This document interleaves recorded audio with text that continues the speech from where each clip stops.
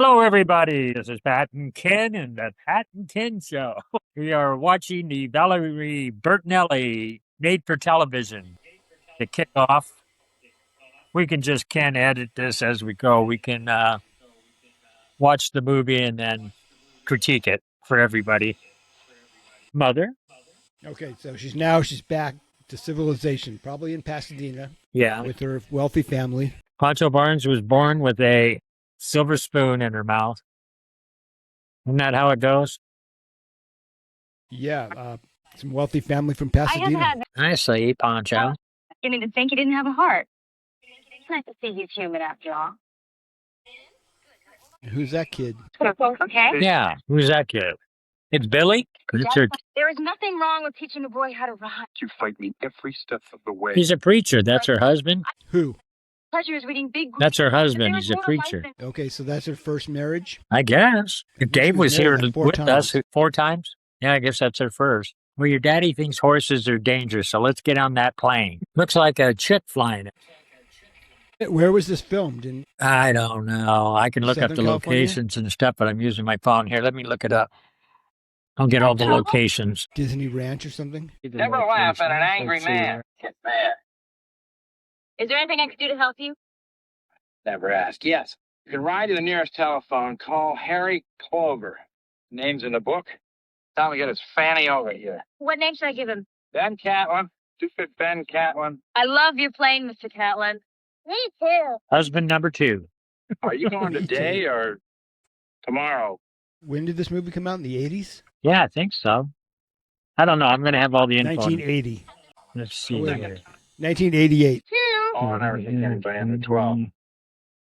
I'm sorry, kid. 202 For you, Mrs. Barnes, it's Six. back $10 cash.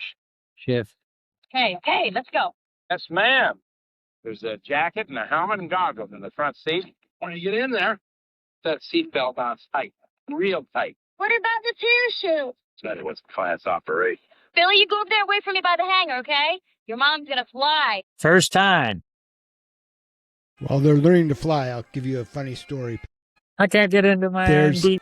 I was a volunteer on a cleanup crew, a trash cleanup crew out by on what? the Fin and Feather. Yeah. A couple of years ago, and we came across this big pile of junk that somebody dropped, in the desert, all kinds of junk. But there was like 50 boxes of these books, and these books Yeah. were like 1,000 pages each, and it was the history of racing airplanes. Really?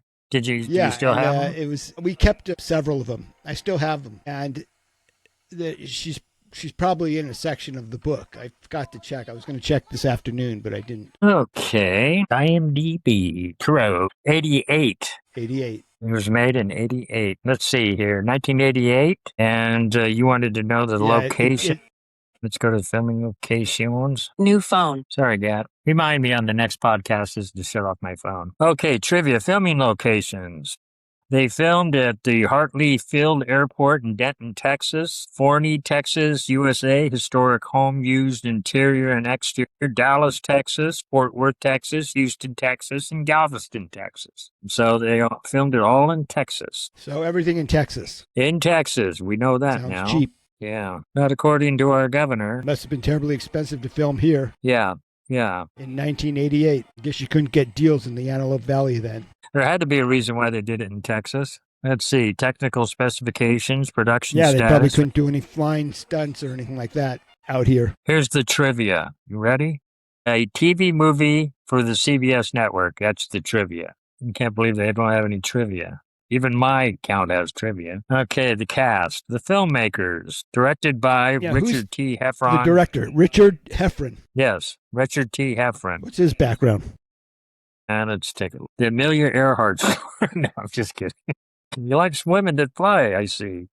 Okay, let's see here. See all is, here's the, he doesn't have a picture. That's not a good sign. Deadly Family, a TV movie. He looks like he does all TV movies. He did the Deadly Family Secret. No Greater Love with Richard that he directed. Dr. Quinn, Medicine Woman, Target. So he did all television stuff. No features. His name is. You want to hear who the cast is? I know the cast. Okay. It's Valerie Bertinelli, Ted Was, James Let's see. Stevens, Yeah. Cynthia Harris. Cast. Here's the cast. It is Valerie Bertinelli, Ted Was, James Steffens, Cynthia Harris, Jeffrey Lewis, Todd Allen, Richard Young, Sam Robards, Dan Ammerman, Brent Anderson, Florence Pancho Barnes, Self Pioneer Airplanes, played herself. She was in the movie.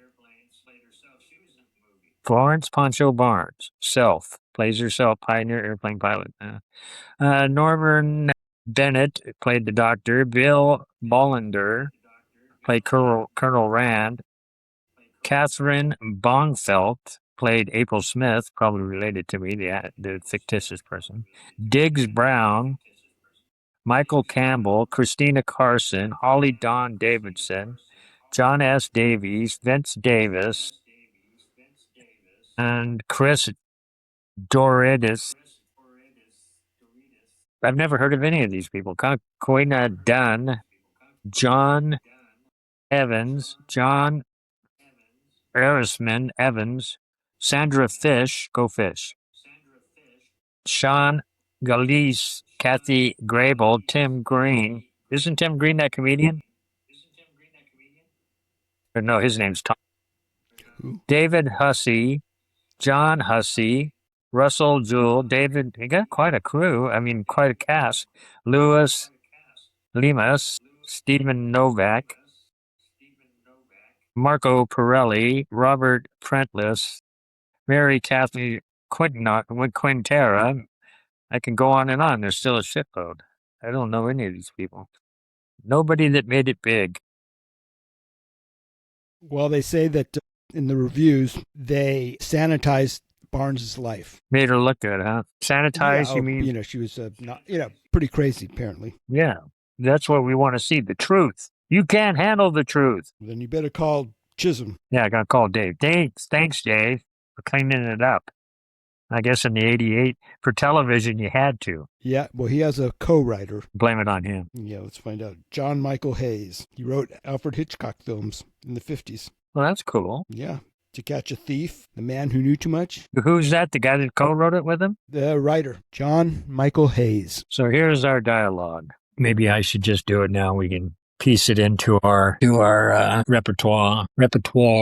So now we can say we saw the movie, right? Yep, this is interesting. How's that?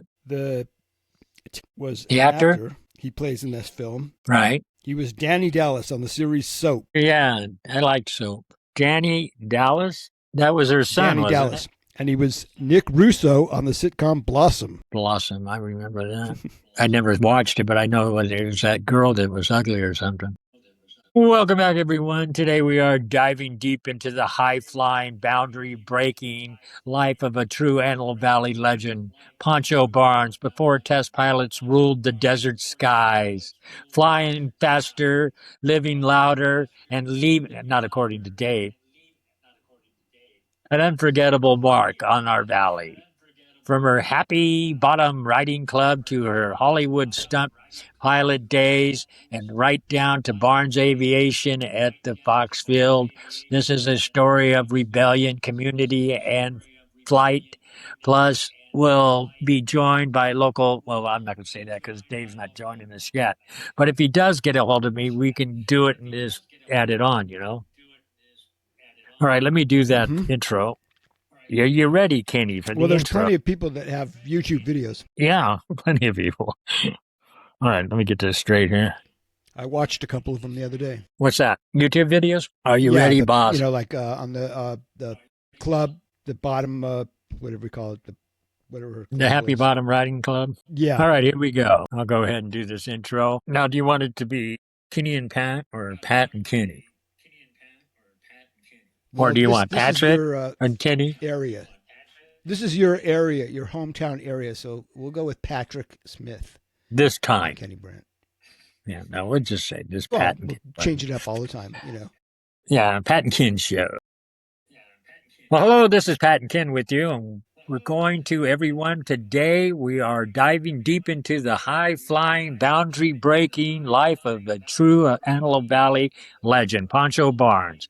Before test pilots ruled the desert skies and before Chuck Yeager broke the sound barrier, Pancho Barnes was already making history, flying faster, living louder, leaving an unforgettable mark on our valley. From her Happy Bottom Riding Club to her Hollywood stunt pilot days and high and right down to the Barnes Aviation in Lancaster. I don't think we need to put that in there. So let me do it one more time for it. Remember to do this for. What, we should put the you don't want to put the Barnes Aviation in there? Yeah, I mean, we can do it now, I guess. Okay, let's do it one more time. I mean, 4, that's 3, 2. the surviving name. Yeah, okay. No problemo. And No family. problemo, senor. Are you ready? I gotta get my camera more. And a lot of those test pilots still fly, or used to fly out of Foxfield and teach there. That's better. I'm more in the middle now. Apparently. Camera. There we go. Adjusting my camera. All right. All right, here we go. Okay. Hello, my friends there on the Facebook group page. You know you're from the Antelope Valley when. And what when is today is we're from the Antelope Valley and we're diving deep into the high-flying, boundary-breaking life of the true Antelope Valley legend, Pancho Barnes. Before test pilots ruled the desert skies, before Chuck Yeager broke the sound barrier, Pancho Barnes was already making history, flying faster, living louder, and leaving an unforgettable mark on our valley. From her Happy Bottom Riding Club to her Hollywood stunt pilot days, and right down to the Barnes Aviation at Fox Field, this is a story of rebellion, community, and flight. There you go. Right, Ken?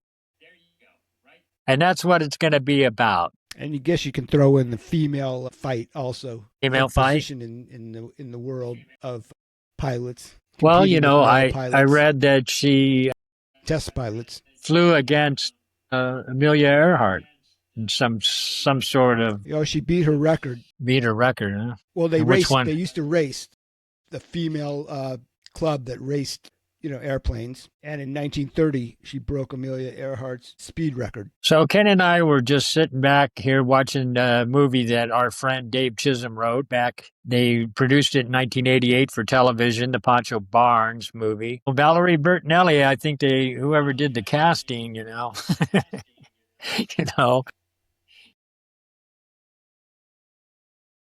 Pancho Barnes was, can I say it? I got pictures. We'll put them up. Okay. Go ahead and we'll post them and show you the pictures up there. We'll put them both side by side and see what you think. How's that? Obviously, her personality ruled. No, Dave wanted to cast Valerie because he liked her.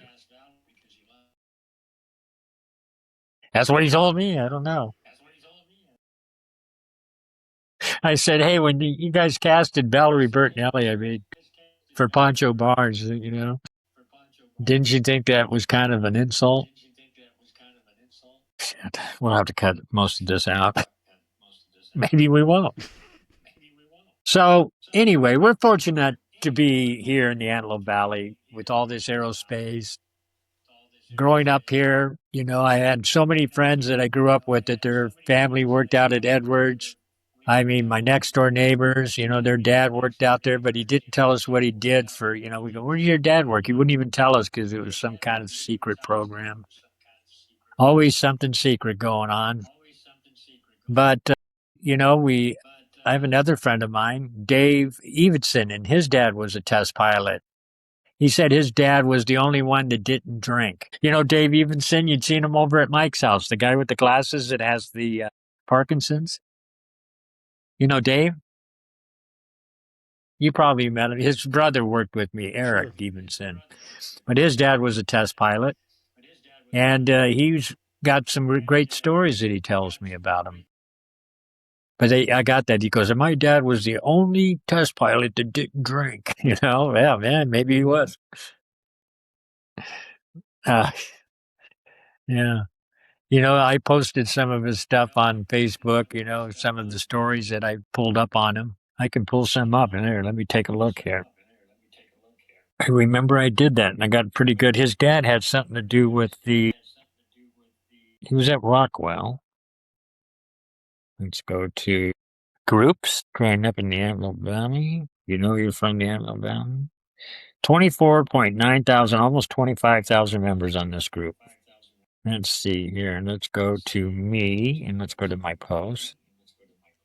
Okay. I posted some articles from the chili cook-offs I used to go to, where Carol Shelby was there and Pete, Peterson, Robert. Okay, let's see. Evenson. A lot of cool people came out of the Antelope Valley. Did you look at that list that we posted of celebrities that lived out here? Yes, I did. I noticed Carmine Apiece. Yeah, Carmine, the drummer. Yeah. Yeah. Frank Zappa. Let's see, here's content. Some of my stories are gone. I hope that content isn't available. When did they? I thought they'd go on forever. Here's where I rode 750 miles in 1 month on my bicycle. Well, let me look up. You know where? I'm going to go to Facebook and go to Dave's page. I like Dave. He'd be glad to hear that we're talking about his father. Here we go. Dave Evenson. I said his name and it went back to the, you're from the AV. Let's go back to, I'm What do always they call, talking about people in LA when you're from the AV, or over the hill, or down under, or whatever. Down below. I was at work one Down day below. and somebody called my office and he goes, Phil Bond's there. And I said, no, he's down below. And the lady goes, is he in the basement? And I said, no, man, I go, where are you calling from? She goes, Chicago. I said, well, no, down below is, we're up in the high desert down in LA. But, you think people are all over the world know that, but they don't. David Evenson. Oh, when you first heard it? Yeah, I don't remember when, but it was. All right, the there he last is 5 with years, his dad. Okay, that's a picture of my father and I on February 14, 1979. I was a senior at Quartz Hill High School. Hard to believe it's been 40 years since the first flight of the B-1A, and his dad flew the very first one of the B-1. Can you see that? No. You can't see it on your screen? Yeah, barely, but yeah. But anyway, I can I'll see send it you now. the picture. I'll send you the picture. Blurry, but But anyway, that's David with him, and that's my brother's friend, and he wants to make a movie about his father. He thinks it's worthy enough, and he's writing a script. Share to Kenny. So we got, a lot to talk about with all this stuff. Dave, we can get him on our podcast. is the club had a fire. It was burned down in the 50s or something like that, but it still exists.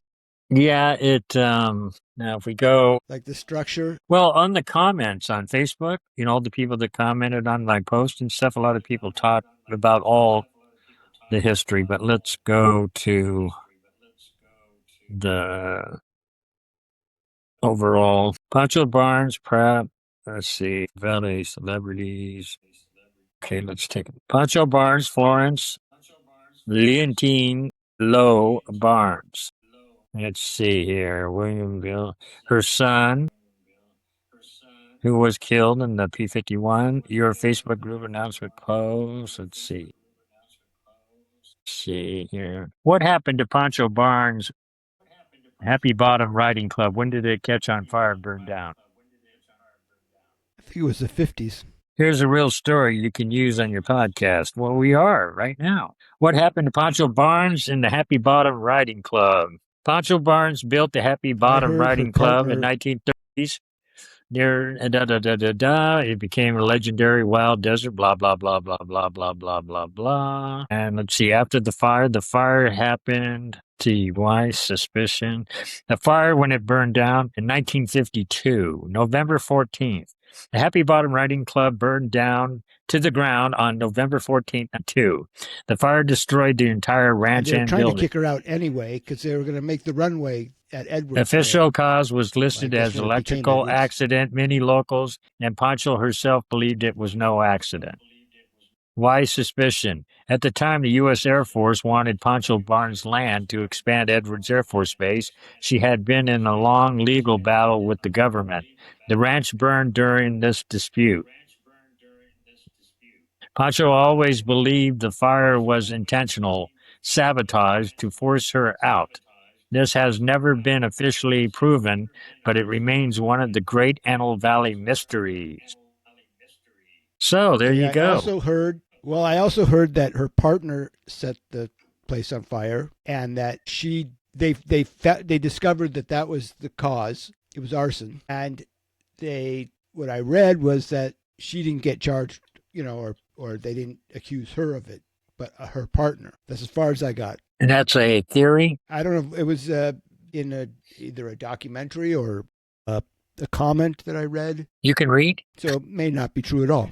Are you sure? Did you get this off social media? Fake news? Maybe it's fake news. Well, we could start some rumors. We think, and he thinks, and he read it somewhere but doesn't remember. Let's see here, but they still, I think I read here's it see in what the else. What else comments. did they say? But her legend never faded. Ashley, strong podcast line for you.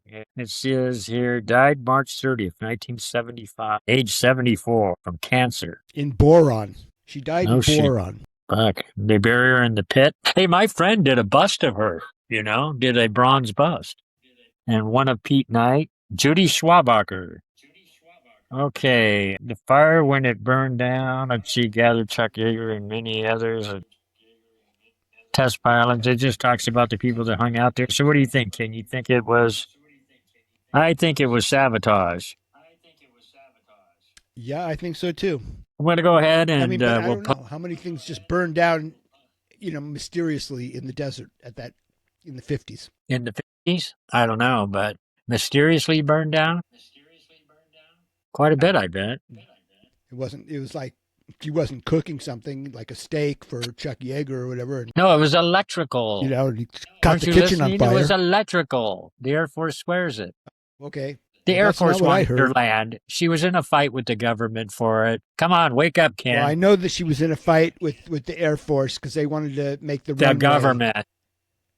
For Edwards. The Air Force and the Through government. her property. And who was the head of the She won like FBI? $300,000 in the end. Hoover was the head of the FBI. He wanted her dresses. She didn't wear dresses, though. Good point. We're going to ramble on until we get this podcast going. J. Edgar Hoover was probably involved. And then she became a test pilot. Test pilot in the early days, right? Or was that after the fire? I think it was afterwards. Because in 52, she was born. She in 52, she would have been like 51 years old because she was born in 1901. Pretty sure. Right, and she died in 75. Yeah, at 75 years old. Easy math. Let's see here. Yeah, I know she was born in 1901.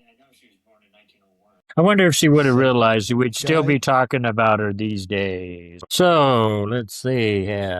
Yeah, I saw that somewhere where she was born in 2001. I just don't remember the date, but I'll find it.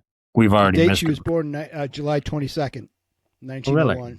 So we haven't missed her birthday this year. Now, Pancho Barnes. Now, she had that. When did she get that name?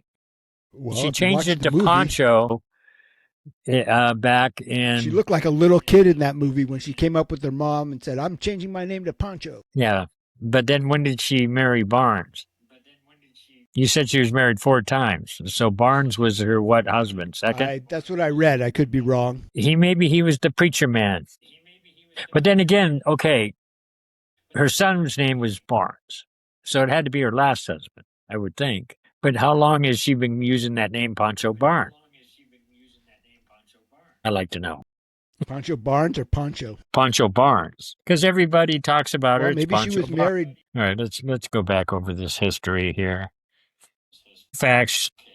Okay, Pancho Barnes, legendary aviator, pilot, and founder of the Happy Body Run Club. Deep Antelope Valley ties, yes. Her son, William Billy Barnes, ran Barnes Aviation at Fox Field. He was killed in 1980 in a P-51 Mustang crash.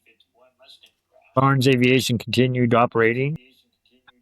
About his wife, okay, we didn't get that information. We couldn't confirm that. Dave Chisholm wrote the TV show. We know that. Antelope Valley Friends and Popular Demand is this new podcast. So, okay. All right, let's see here. The history of Barnes Aviation. You won't. Yeah, well, okay, the Antelope Valley. So when did Barnes Aviation start? I don't know. Let's see what the publicity confirmed. William Billy Barnes, Pancho's son, ran Barnes Aviation at Fox Field. He died in, got that, 1980. Kept going. There's very little publicity. Let me check with this here. Do this. We can get this info. I need to know when Pancho Barnes, who her husbands were, and when she started using the name Barnes. Everything they have, they say Pancho Barnes, but she was married, I believe, 4 times. So I need that info. When we do this podcast, we'll be up to speed. Good question, he says. Pancho Barnes, birth name, born Florence. Okay, we know that. Lowe was her last name. She was born July 15th, 1901. Born in a wealthy California family, her grandfather founded Baldwin Hills, Los Angeles Land Empire. She did not become Barnes until her first marriage. Her husband, in chronological order, okay, in ranking, let's say, he was a Reverend. He was Reverend Rankin Barnes. Okay, so that Reverend was her first husband, and that's where she got the name. First husband, the name Barnes comes from him. Married 1911. She was 11 years old. She was married in 1911. She was 18. Something's wrong here, you guys. You know, she was married in 1911. She was born in 1901. That means she was married at 10 years old. They say she's 18. She was about 18. Well, I don't know how they do the math, but they say up here she was born in 1901 and she was married 1911. That makes her 10 years old. Okay. They said she was about 18, so something's wrong here. I don't think she was married in 1911. He was a minister, some records say preacher, religion figure. The marriage did not last long, ended about 1917. Okay, here we go. She was married when she was 18, but it didn't last till 1917. The numbers are all screwed up here. If she was 18 when she got married, it was 1917 when she got married. They got these wrong. 17 is when they got together. It didn't end then. And she kept the name Barnes for the rest of her life. So we know that now. William Billy Barnes, later Barnes Aviation Fox Field, that's her son from him. So, second husband was Eugene McDonald, which I met him. McDonald, I met him through Dave Chisholm. I had dinner with him one night. Her second husband, Eugene McDonald. I went to dinner with him and Dave Chisholm one night. We were at the awards dinner gathering of the Eagles, you know, where they get the test pilots and stuff. You know, they have that, give out those awards. And second husband, Eugene McDonald. So third husband was often listed as John Howard Johnny. And they called him Johnny. And the fourth husband was Eugene Gene. He went by Gene. His name was, fourth husband was Gene, late life companion, later life marriage partnership, major historical figure, blah, blah, blah. They don't have no last name. Fourth husband, Eugene. Unless it says here Eugene Gene in parentheses, that means he went by Gene. But it doesn't have no last name. Later life marriage partnership, no major historical figure. She kept the Barnes name throughout, never changed it in all the other marriages. That's what Shay Rooney did too. You know, Tim's wife, Tim Rooney. She kept his name throughout her next marriage. Her son, Billy Bond, carried that name into aviation history. So we're learning a lot about this. If you want, I can. Okay, so you and I pretty much know how we're going to do the show. I can, you know, we could still use some of the stuff we're doing right now. I need to come see you too, you know. I have something. What? Coffee. I have that Colombian coffee. You know, I know you don't like coffee, but you're going to like this coffee. You know, I just thought of something. My friends that are sick now, yourself? No. How about that coffee? Like the animal eats it and shits it, and that makes it so tasteful. You know what I'm talking about? You know how Jack Nicholson? Have you ever seen the movie The Bucket List with Jack? The Bucket List with Jack Nicholson, him and Morgan Freeman. You haven't seen it? Jack Nicholson's this rich guy, and they give him like 6 months to live. So him and Morgan Freeman, he's dying too. They both, do this bucket list and they go out and do yeah, I it. did see it. But he always drank that coffee and told him it came from this animal eats it in Colombia, the beans, and then shits it, and that's the coffee beans. Because once they run it through their system, that's where it gets all of its flavor. I don't care what you say, I wouldn't drink that shit. Ever. Just the idea of it. Our screen isn't popping back and forth like it used to do. Let's check that out and see why it's not doing that. Remember No, before? but you're coming out blurry. I am? Yes. I look really clear on mine. Well, the final will tell. I cleaned my screen. Here, let me clean my screen again. I mean, my lens. I don't think it's that. I think it's maybe the latency. Well, I'm coming in clear. You know what it is? It's the final product. That's what counts. Right. Well, you'll see it when you start editing. You can check it out, and it's probably. Well, we can. Yeah, we can save some of this. I've seen it. We could save some of this. Stuff we've been talking about. We talked about some good stuff. The fact that she was born in 1901. There's a lot more stuff to talk about. She married around 18. Barnes was her original name. That's good stuff. I never knew that. She just kept the name. She was married to a preacher. I wonder what happened to him. In one of the mega churches. The first one. Yeah, what was that? The church that had the Starbucks in it that I went with you. Oh, the one in Lancaster? It's like I walked in there. I'm like, Jesus. The Vineyard. Jesus, I like. What's it called? The Vineyard. Yeah, I know the that guys place that was started awesome. it. I know the guys that started it. I met this forest ranger up at the Devil's Punch Bowl, Dave, and we became friends. I met him in high school because we'd cut school and go up to the Devil's Punch Bowl. And Dave was up there and he had all these snakes and stuff. But we became friends and he was getting married and invited me to the wedding, me and my girlfriend. And we went to his wedding. We had just got out of high school. I was just turning 18. And he had his wedding up there. And all the people there were the original founders of the Vineyard because that was their group. And that's what they built it into. It's amazing. Amazing. Yeah, it was pretty amazing. Amazing. Now, they own that whole strip mall. They bought that whole, they have some money, and it's, they do good things. But that's another podcast. Yeah. But that would be an interesting podcast because also we can incorporate that college, that Baptist college on the east side. Oh, yeah. Yeah. Yeah, I've ridden my bike out there a few times. I go by there and I'm like, look how big this place is. Oh, that's where they had Pete Knight's funeral. In the middle of nowhere. They had Pete Knight's funeral there. That's where Pete Knight had his funeral. They had his funeral there because it was so many people. They needed a big venue, Schwarzenegger was pretty funny at that. He gets up there and he says, I just become governor. I just got into my office. He said, hey, Senator Knight needs to talk to you now, right? Because, I guess they get voted in. And I guess, November or whatever that election was because it was Christmas time.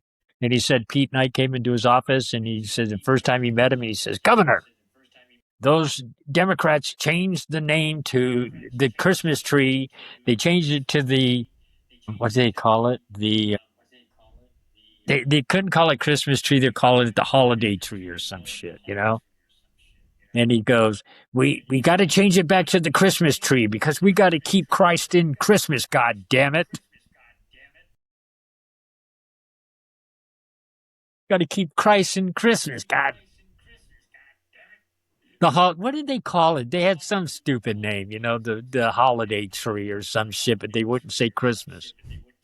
And he was saying the first thing you got to do is change it back to Christmas tree. I saw him a lot. My mom was friends with his wife, Gail. As a matter of fact, the night that Shane was born, I was with Pete Knight. And I was there buying cigars, which everybody thought was Arnold Schwarzenegger donated a box of cigars.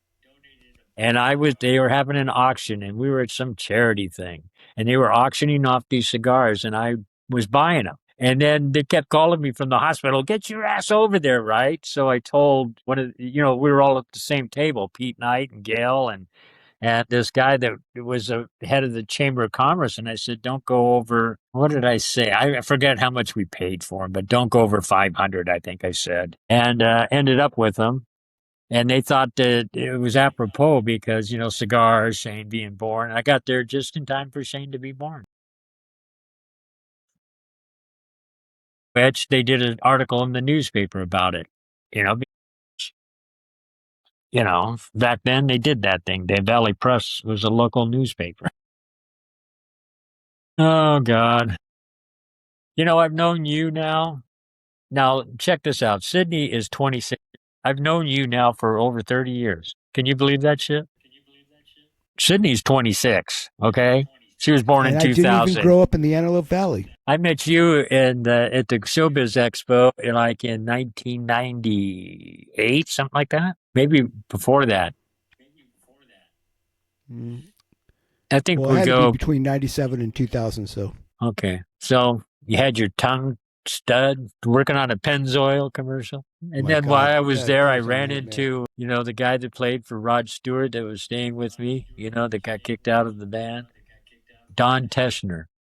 And then found out my brother Timmy got the mandolin he used to play for Maggie. Timmy traded him drugs for her. But he took me to, he played in his band, and he was staying with me. And he called me from New York and said, hey, we're on Saturday Night Live, record it because of the time change. He wanted me to record it, and I recorded it. I had it on this VHS tape for ever, It's hard to believe, man. Now Rod Stewart, people are saying, give it up. You're 87 years old or whatever he is. You're not the same, Rod. I remember when I was at KMET hanging out with Mary Turner. I liked her. She was cool. I told you what she's doing now, right? I don't know if she's still doing it, but she was... I did some research on her, and she was running the Betty Ford Clinic in Palm Springs. What a trip. Talk about extremes, What a party place that used to be. I took my friends down there. Jim Ladd was a trip. He's gone. Jeez. Everybody's going. We're getting old, buddy. KMET. Hoo-yah. Hoo-yah. There you go. Right on. Who says we don't know what the hell we're talking about? Now that billboard, upside down. Wide band of knowledge.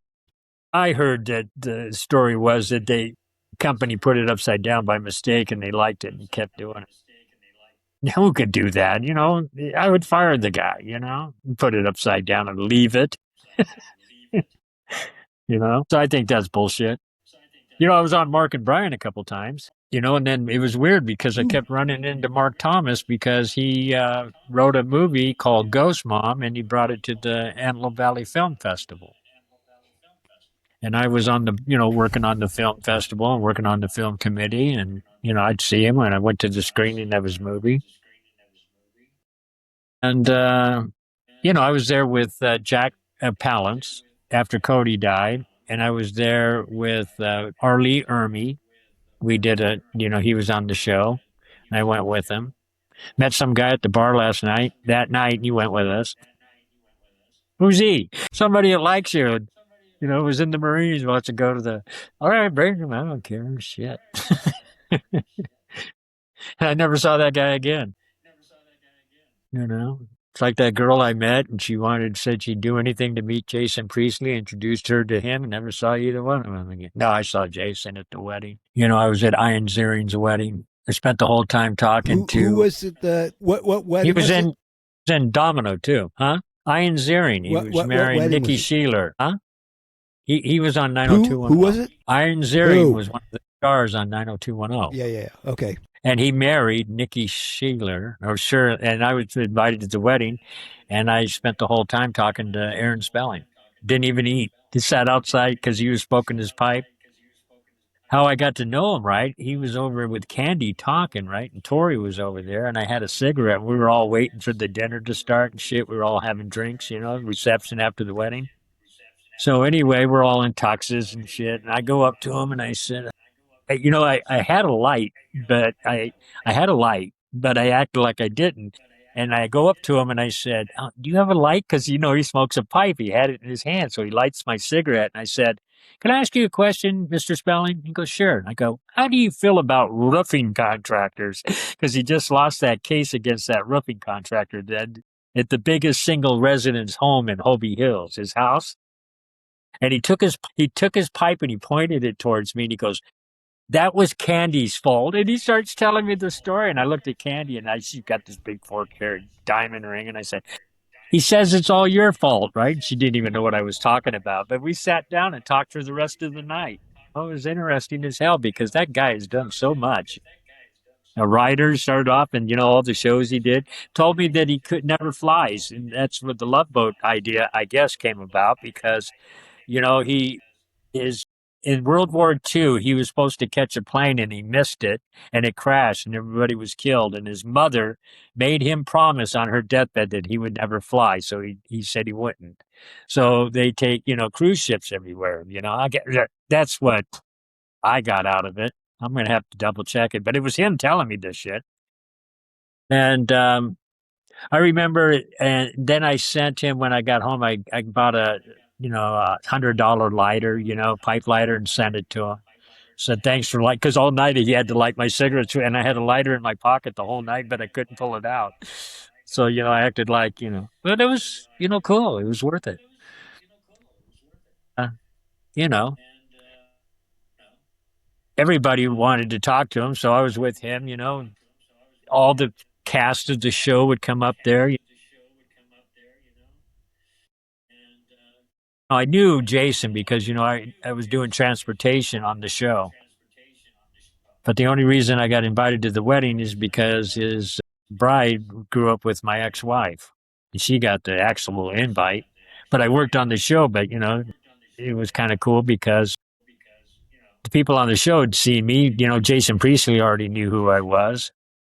You probably go, "Oh, this guy's got more clout than I thought. He's here at the wedding." But they ended up divorcing and it was fun. I remember that during the wedding, it was also the funeral for Diane, after that crash with her and her boyfriend. So I remember watching it at the hotel because we stayed at the Beverly Hills Hotel. But anyway, I guess we've done a few things, haven't we? The people we knew, living with Jack, not living, but being with Jack Palance was different. That guy was a trip. Cody dying and everything that happened, you know? And then, I told you the story about when I went to go see him one day and I'm up at the ranch because I knew the whole family. I knew Brooke, his daughter. I knew Holly, Cody. After years, I became kind of a fixture. So anyway, after Cody died and I'd go see him all the time, I go up there and he had actually given the house to Cody. We hung out there and he stayed he was with Elaine then. He was married to her and he had another ranch across from his ranch, another 1,000 acres. They had like 2,000 acres. And the Hollybrook Ranch he gave it to Cody. Well, when him and Elaine divorced, but they still hung out together, he moved into this little adobe hut on the main ranch, the Hollybrook Ranch, which was named after his two daughters. So anyway, I go there and he's, he still stayed inside that little adobe hut. He said it was the only adobe hut that's still standing from that earthquake, the Tehachapi earthquake. That's how well built it was. So anyway, I go in and I could see him through the window and he's on the phone and he waves me in.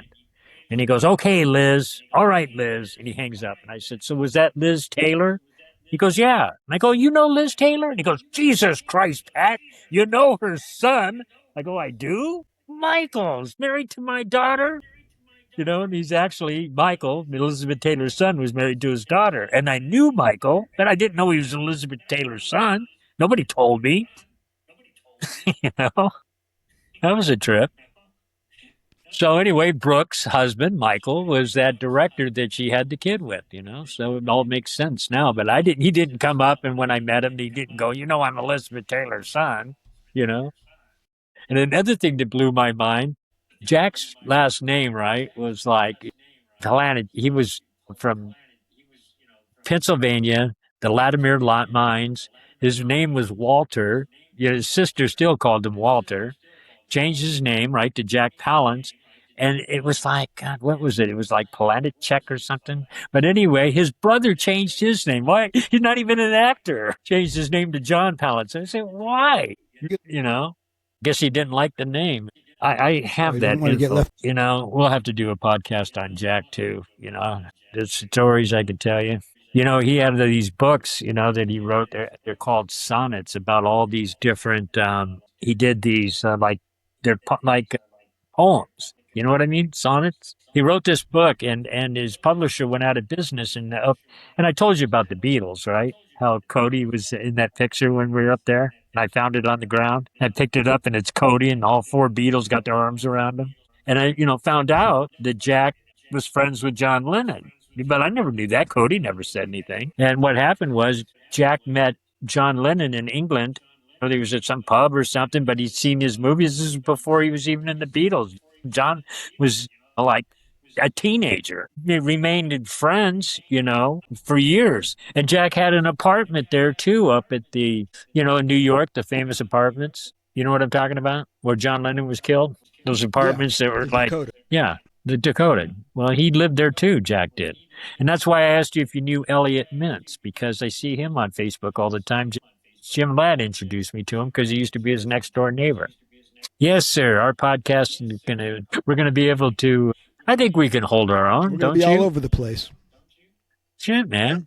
We're old. We've been around. Well, anyway, okay. Well, I gotta get to work. Let me say. Yeah, this isn't work. Okay, here's the deal. We got to get a hold of Dave, and we'll take what we can out of this. We've learned a lot just talking. So when we come on, we'll know all this stuff. So this was basically a trial run. We'll see how it looks. On the first, I'm going to have all that new equipment I'm bringing up there. We got a mixer, 4 microphones. We've got, so we can have guests, 4 stands, speakers, camera, and I'm giving them $1,000 for all of that. But he spent a couple grand, so it's worth it, right? For the podcast corp, I said that's worth it. It's 4, we're going to have 4 brand, speakers, the Rode speakers. We're going to have 4 those are $100 now. Okay, right now those are $100 each on Amazon. The stands, the mic stands like we got, are $100 each. There's 4 of those. There's some speakers, feedback speakers or whatever, There's 3 sets of headphones, and I checked them out, the brand and everything. They're like $175 a piece. And then, the board, the mixing board, it's $500. So it's over $2,000 worth of shit. And he wants $1,000 for it. So I'm going to buy it. So we'll take all that stuff down to the studio and set it up, and we can have guests if we want, locals, make this thing work. So we can give it and get jock taxed. Well, yeah, you guys, you did this in California. How many shows you did? We took it by your annual. You came out with your annual income. We divided that by how many podcasts, and you owe us 200. I can't believe that they did that to those guys. I'd be livid. You win the game and you lose money because of California. And nobody even knew about this thing. They just threw it on them. That Newsom, he's something else. Yeah, well, we don't talk politics on this show. Au revoir. Yeah, have a good one. Good seeing you, bro. I like this because we can, it's like when we lived together. We'll have to talk about the castle days too. Yeah, I'll put something together for you. I'm going to try to put, the things in the background, with the pictures when we're talking about it and all that. I'm working on that. So it'll give me a chance. This is a good long video. Give me a chance to learn how to edit on that. All right. Signing off. I'll get you out. There you go. You're gone.